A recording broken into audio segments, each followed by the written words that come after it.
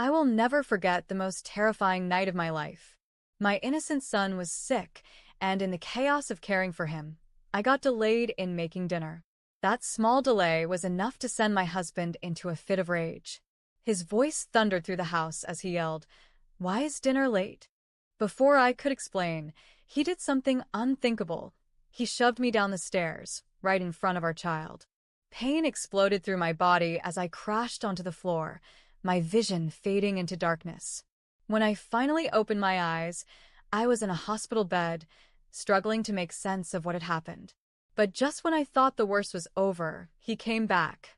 And what he did next was even more horrifying than before. Hello everyone, my name is Lena Foster, and I am 32 years old. If you had asked me a few years ago what love meant, I would have told you it was everything. That it was supposed to fix the broken pieces, to make life whole, to be enough. I grew up believing in fairy tales, convinced that if I found the right person, everything would fall into place. And when I met Daniel, I thought I had. He was charming, confident, and knew exactly what to say to make me feel special. I met him in a coffee shop in Seattle, where I was grading papers, back when I was still a teacher. He sat at the table next to me and effortlessly started a conversation. I remember how he made me laugh, how he listened to me like I was the most interesting person in the world. Within weeks, we were inseparable. He made me feel like I was the center of his universe. A year later, we were married. Daniel had big dreams. He wanted to start his own business, to build something great.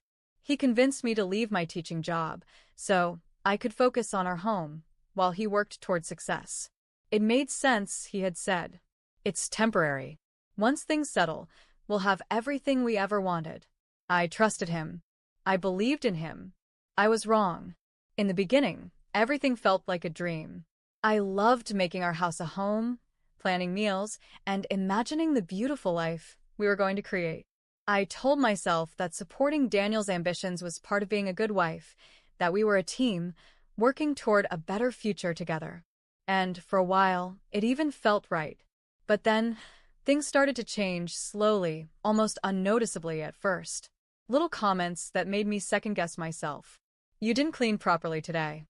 What do you even do all day? They weren't outright cruel. Not yet, but they planted tiny seeds of doubt in my mind. Was I really doing enough? Could I do better? So I worked harder. I kept the house spotless. I made sure dinner was ready the moment he walked in. I avoided anything that might upset him. I told myself that if I just tried harder, everything would be okay. Then our son, Ethan, was born, and for a little while, things got better. Holding him in my arms, I felt a kind of love I had never known before. He became my entire world. I poured all my energy into being the best mother I could be. Daniel seemed happy too, at least in the beginning. But happiness with him was always temporary. The stress of his business failures began to weigh on him. And suddenly I became his punching bag, not physically, not yet, but emotionally, mentally. His words cut deeper than any wound ever could. You're lucky I put up with you. If it weren't for me, you'd have nothing. You're a terrible wife. Useless. At first, I tried to defend myself. I told him how much I did, how hard I worked to keep things running smoothly, how I barely even had time to rest. But he always had an answer, twisting my words, making me feel small, worthless, like I was failing at the only thing I was supposed to be good at, being his wife and Ethan's mother. And then he started snapping at Ethan too. My sweet, innocent boy, who only wanted his father's love.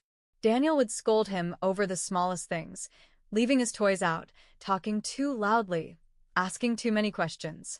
I did my best to shield Ethan, to step in before Daniel's temper flared. But it only made things worse. Stop babying him, Lena, Daniel would sneer. Maybe if you disciplined him properly, I wouldn't have to step in. It didn't matter what I said. It was always my fault. And so I convinced myself that I could handle it. That if I just tried harder, was a better wife, a better mother, things would get better. But the truth was, Daniel didn't want a wife. He wanted someone to control. And one night, everything changed. It had been a long, exhausting day. Ethan had been sick, and I had barely slept the night before, waking up every few hours to check on him. My body felt like it was running on empty, but I still managed to make dinner, clean the house, and make sure everything was in order before Daniel got home. But when he walked in that night, I could already tell something was wrong. His expression was dark, his movements sharp and tense. I knew that look. Another failed business deal, another excuse for him to take out his frustration on me. I barely had time to say hello before he snapped. "Why is dinner late?" I forced myself to stay calm. It wasn't late. The food was still warm on the table. But I knew that logic didn't matter to Daniel when he was in this mood. "It's not," I said softly, trying to keep the peace. "It's right here." "Don't talk back to me, Lena," he warned, his voice laced with something I had learned to fear. Ethan was sitting at the table, watching everything with wide, frightened eyes. My heart ached for him. He shouldn't have to see this. He shouldn't have to grow up like this. "Let's just eat, okay?" I tried again, hoping to diffuse the situation. But Daniel wasn't interested in eating. He wanted to fight. He needed to feel in control. "You don't do anything all day, and you can't even have dinner ready on time?" he spat. I wanted to tell him about my day, about how I had been up all night taking care of our son, about how I had barely sat down all day, making sure everything was perfect for him. But I knew it wouldn't matter. Nothing I said ever mattered. He grabbed my arm, his fingers digging into my skin. "I asked you a question." His voice was low, dangerous. I heard Ethan let out a small, scared whimper, and my heart clenched. I couldn't let him see this. "Daniel, please," I whispered, trying to keep my voice steady. "Not in front of Ethan." That was the wrong thing to say. His eyes flashed with rage. And then suddenly I was falling. I didn't even have time to process it. One second I was standing at the top of the stairs, and the next my feet slipped from under me. I tumbled down the steps, hitting each one on the way down. I don't remember the moment I hit the ground. Only the sharp, searing pain that shot through my body. The sound of Ethan screaming. And then, darkness. When I woke up, everything hurt. A dull, throbbing pain pulsed through my head, and my left arm burned like it was on fire. The bright hospital lights stung my eyes, making it hard to focus. For a moment, I didn't even know where I was. Then, I heard a voice, my mother's voice. "Lena, sweetheart, I'm here." She was sitting beside my hospital bed, her hands wrapped around mine. Her eyes were red and swollen, like she had been crying. Memories of the fall rushed back all at once. The stairs. Ethan screaming. The pain. Daniel. I swallowed hard, my throat dry. "Where's Ethan?" "He's safe," my mother assured me quickly. "He's with your father. He's scared, but he's okay." I exhaled shakily. That was all that mattered. Ethan was safe. But before I could process anything else, a familiar voice sent a chill down my spine. "Are you done with this drama now?" My whole body went rigid. Daniel. He stood in the doorway of my hospital room, arms crossed, shaking his head like I had inconvenienced him. Not worried. Not apologetic. Just annoyed. I blinked at him in disbelief. Drama? I had a fractured arm, a concussion, and bruises covering my body. But to him, I was just being dramatic. "Daniel, I fell down the stairs," I whispered, still struggling to process everything. He scoffed. "Yeah? And whose fault is that?" A hollow silence filled the room. Was he really blaming me? I turned to my mother, expecting her to be just as shocked, but her face was set in stone. She had always been patient with Daniel, always urging me to work things out for the sake of my marriage. But not anymore. This time, she saw him for what he really was. I turned back to Daniel. "I can't just leave. I have a fractured arm and a head injury." He let out a bitter laugh, shaking his head. "This is ridiculous, Lena. Do you have any idea how much this hospital stay is costing me? I don't have money to waste on your carelessness." Tears burned behind my eyes. I had spent years making myself small, walking on eggshells to avoid setting him off. But this was cruel. I clenched my jaw. "I'm not leaving." Daniel's face darkened instantly. He stepped forward, gripping my uninjured arm painfully tight. "You don't get to decide that." I sucked in a sharp breath. He was going to drag me out of the hospital if he had to. But this time, he didn't get the chance. A voice cut through the tension like a knife. Let her go. Daniel and I both turned to see a nurse standing in the doorway, pale but firm.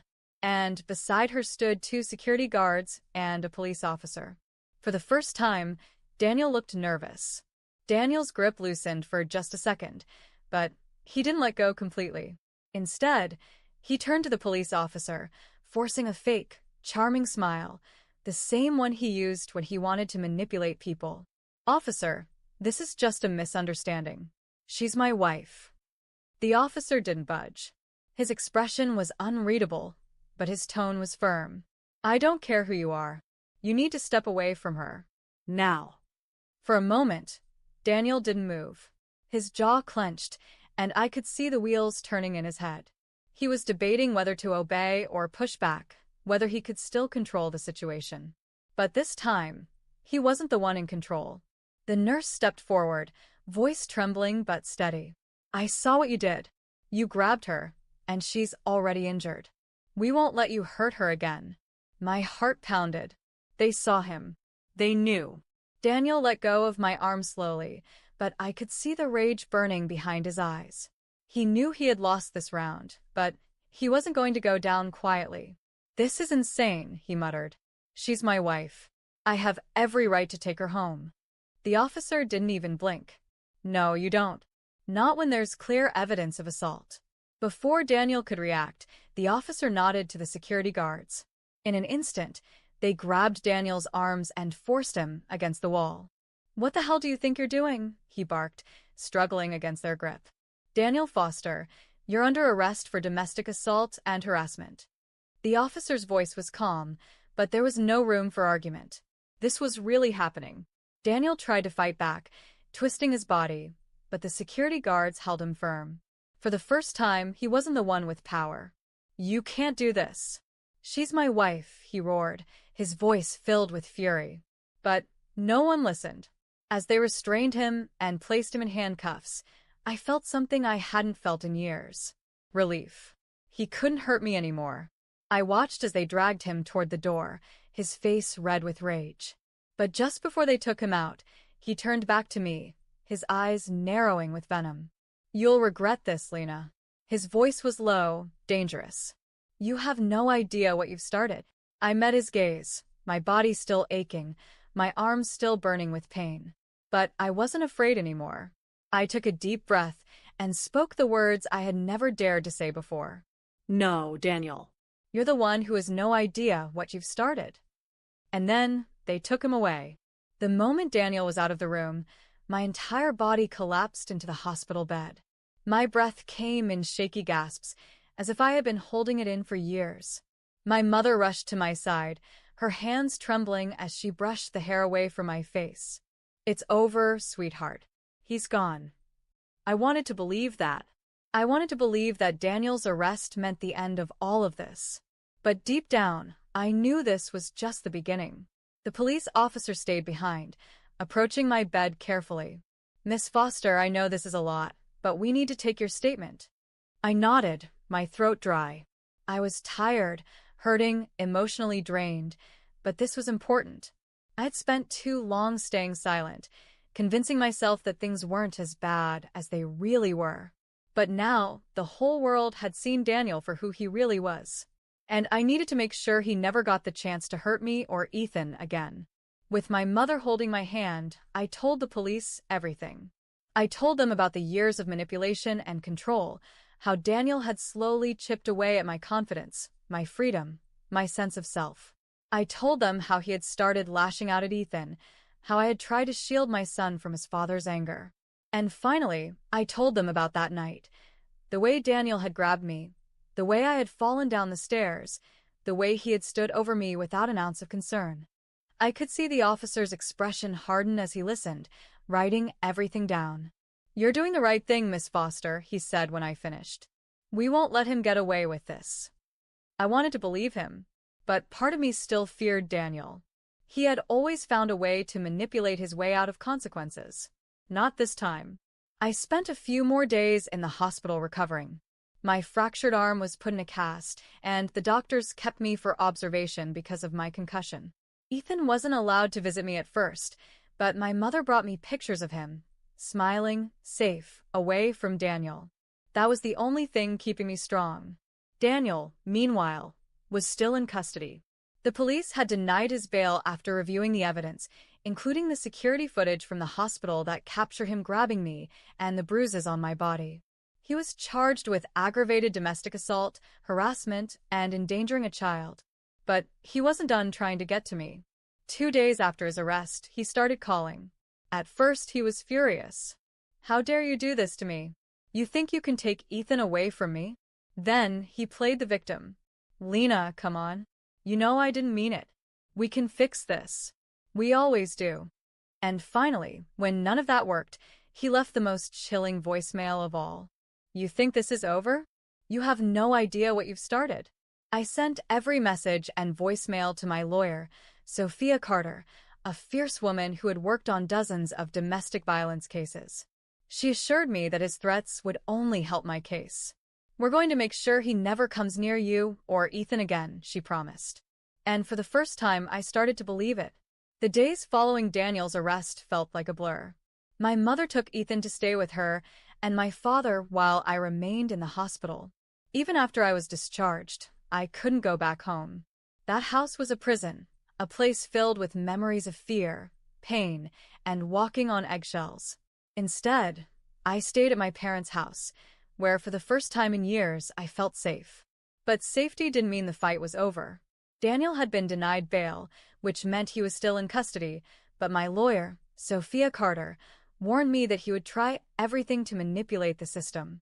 "Men like him think they're invincible," she said as we sat at her office, reviewing the case. "They think they can charm their way out of anything. But we have evidence, and we have your testimony. We're going to make sure he faces real consequences." I swallowed hard, my fingers tightening around my cast. How long could he go to prison for? Sophia took a deep breath. "Given the severity of the assault, the threats, and his history of abuse, we're pushing for at least 10 years. 10 years. I felt the weight of those words settle in my chest. It was so much longer than the mere 2 years I had originally feared he'd get. But even 10 years didn't feel like enough. He had stolen so much from me, my confidence, my peace, my sense of safety. Still, for the first time, I had something I had never had before. Hope. A week later, the court date was finalized. In just a few months, I would face Daniel in court. The thought made my stomach turn, but I knew it had to be done. Sophia prepared me for what was coming. "He'll try to make you look unstable," she warned. "His lawyer will say you exaggerated, that you're trying to take Ethan away from him out of spite. But we have evidence, Lena. We have the hospital reports, the security footage, your medical records, and his voicemails. He doesn't stand a chance." But that didn't mean he wouldn't try.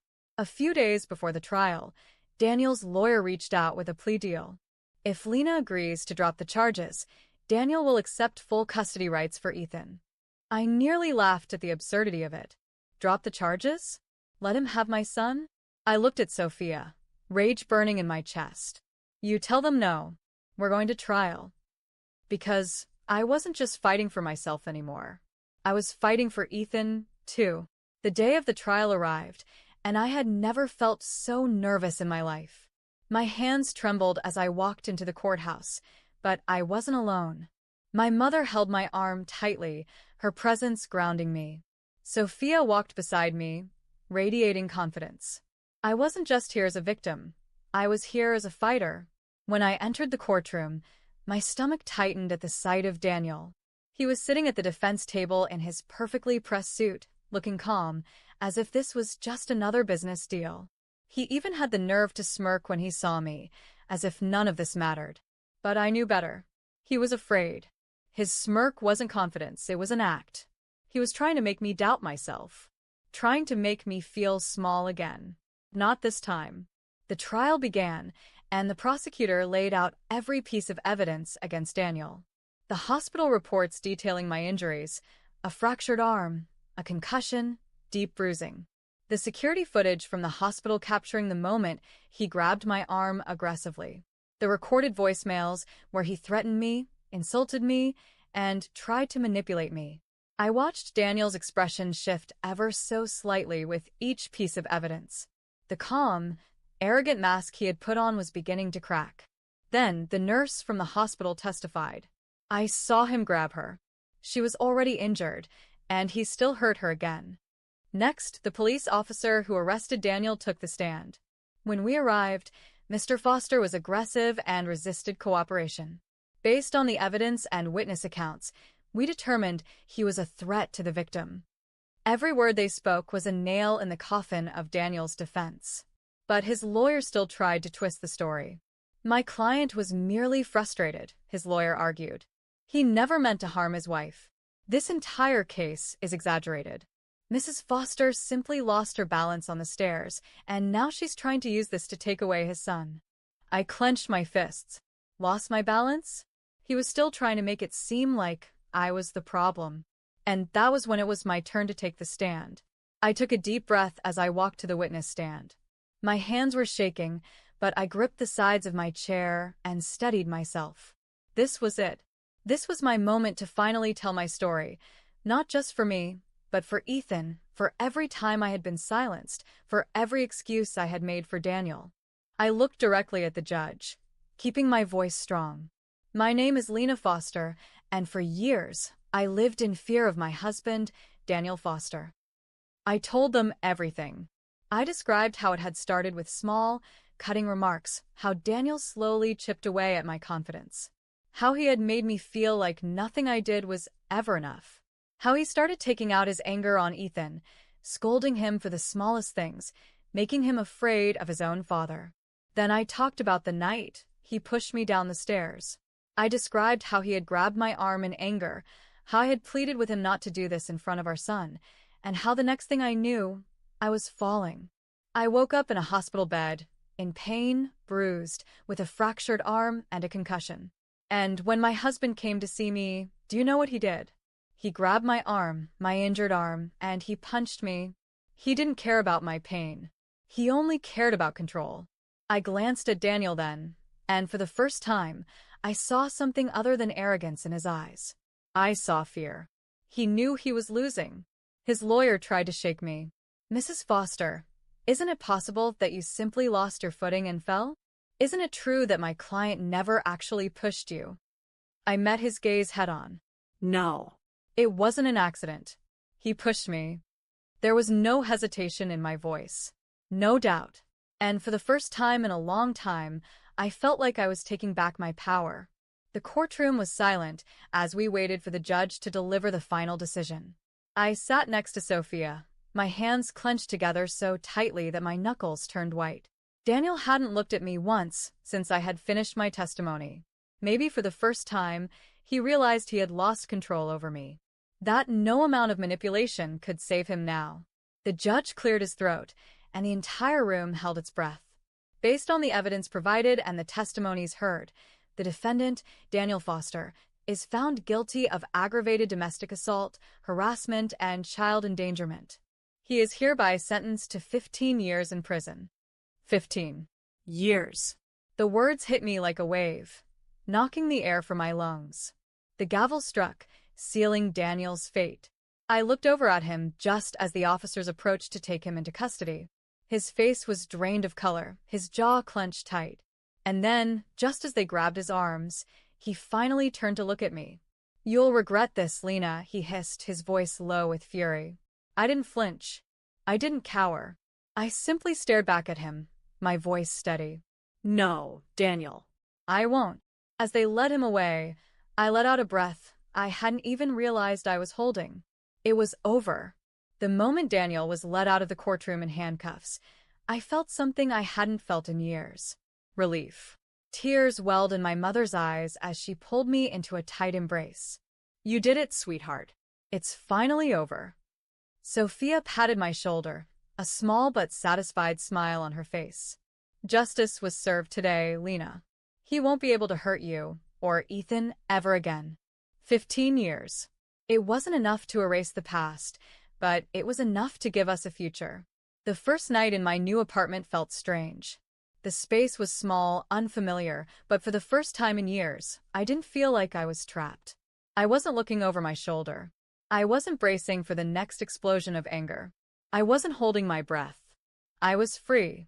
Ethan had adjusted quicker than I had expected. Children are resilient, and without Daniel in the picture, he began to smile more, laugh more, sleep peacefully without waking up to his father's shouting. One evening, as we sat on the couch watching his favorite cartoon, Ethan turned to me and said, "Mom, you smile more now." His innocent words made my heart clench. Had I really spent so many years not smiling? I ran my fingers through his hair, my voice soft. "That's because we're finally safe, sweetheart." He nodded, a sleepy yawn escaping his lips as he snuggled into my side. And, at that moment, I knew we had survived. At first, I wrote just for myself, a way to process everything I had been through. But one night, on impulse, I decided to share my story online. I didn't expect much. Maybe a few people would read it, maybe no one would. But within weeks, my inbox was flooded with messages. Messages from women who had lived my nightmare. Women who were still trapped. Women who had escaped but didn't know how to rebuild. Women who told me that reading my words made them feel seen, made them feel less alone. And for the first time in a long time, I felt like I had a purpose again. I started working with organizations that supported domestic abuse survivors. I connected with lawyers, therapists, and shelters, using my platform to help other women escape their own nightmares. The more I spoke, the stronger I became. The more I helped, the less power Daniel had over me. He had tried to break me, but I had rebuilt myself into something stronger. I spent years letting Daniel define my worth, my choices, my future. But not anymore. Now, when I look in the mirror, I don't see the scared, broken woman I used to be. I see Lena Foster, the survivor. I see the mother who protected her son. The woman who stood up in court and fought back. The woman who refused to be silenced ever again. Because I am free. And I will never be afraid again. Thank you for watching. If you enjoyed this story, please like, comment, and subscribe for more. Your support means a lot. Stay tuned for the next story.